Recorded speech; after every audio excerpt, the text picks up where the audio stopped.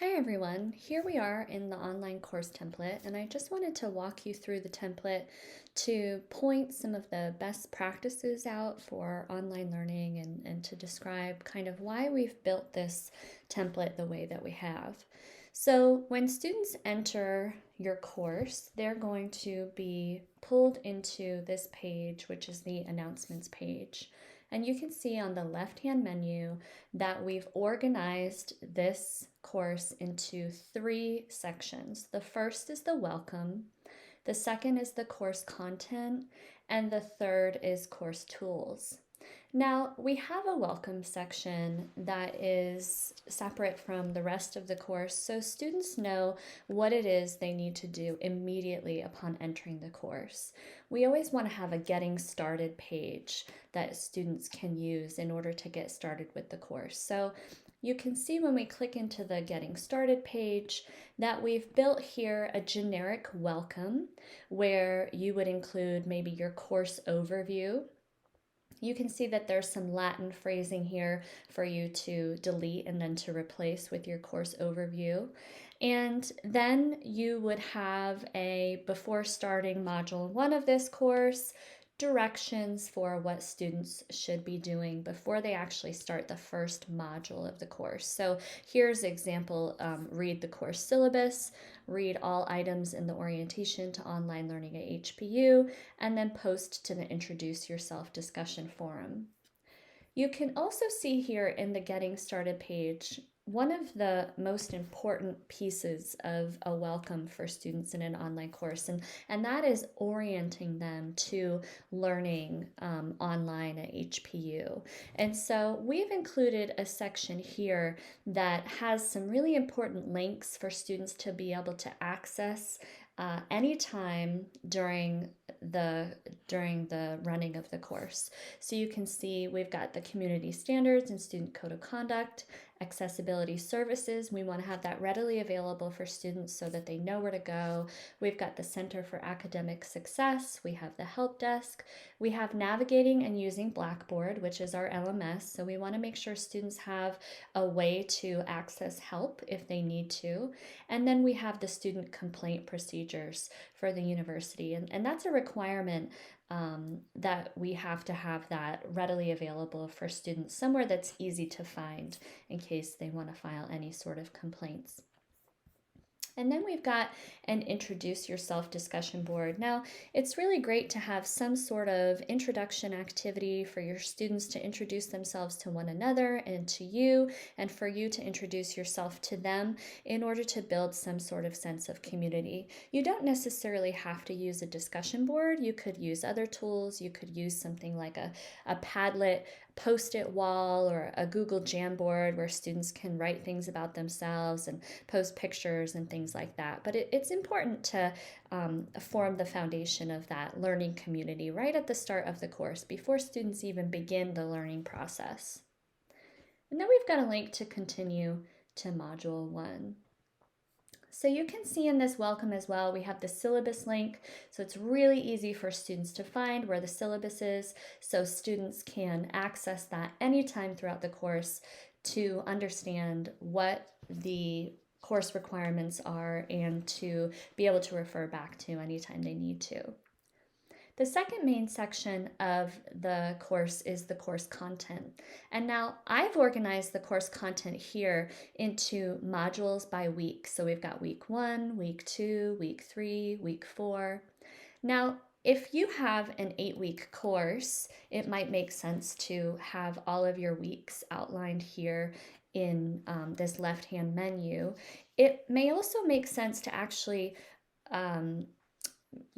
create modules that are organized more around content units of instruction. So maybe you would have module 1 and that covers 2 weeks of the course. And maybe you'd have module 2 that covers the next 2 weeks, module 3, the next 2 weeks, and so forth. If you have a 16-week course, you may want to break it down by 4-week chunks or 3 weeks and then 4 weeks and then and so on. So you also want to understand that You can organize your modules this way, where you have them accessible in the left-hand menu.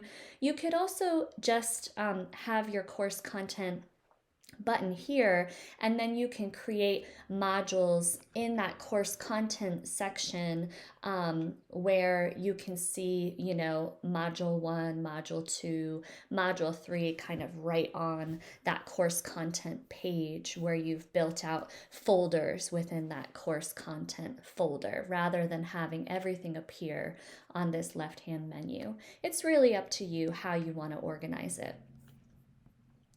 We can see here in the week 1 example module that we have a button that says stop. Please do not begin this module until you've completed the getting started page. We want to make sure that students are doing everything they need to do in that orientation section before they even get started with the first module, so that they understand what all the core course expectations are and so forth. Then we have a sample module agenda. It's really important in online learning to have an intuitively navigable learning path for students to navigate through. So an agenda helps students to understand the organization of the week and really helps them to understand what the expectations are before they even start any reading or any watching of instructional videos.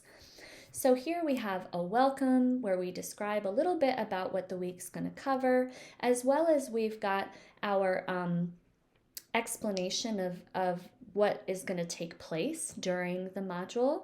We also have a bit of an overview, and we have what's really important here is the module learning objectives. So we want to be able to articulate for students what it is we want them to learn week to week to week or unit to unit, so that they can kind of self-assess, oh yeah, I really understand that, or you know what, I don't actually know how to define ends, ways, and means. So maybe I need to go back to that and I need to study a little bit more, or maybe I need to ask the professor about that because that's something that's still really confusing to me.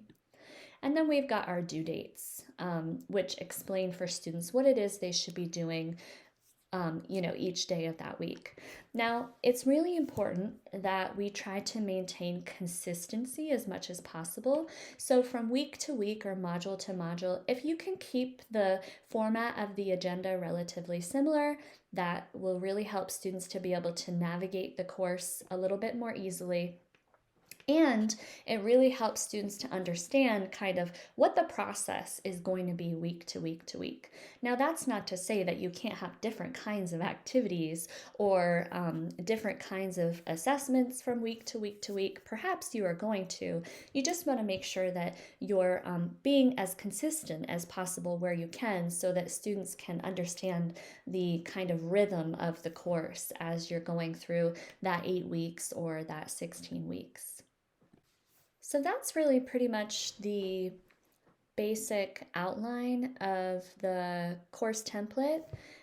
You'll see here that you've got course tools which appear in pretty much any HPU Blackboard course that you generate for students to be able to access their grades or access help desk or speak to a librarian and so forth.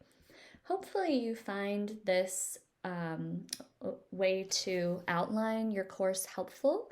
If you would like to copy over this template into one of your courses, or if you would like to copy sections of this template into your course to help you to create that intuitively navigable learning environment for your students and to be able to use this as a model for you to map out your course, please feel free to email kwargo@hpu.edu, and we can get you signed up in the course and enrolled as a course copier so that you can copy over those materials.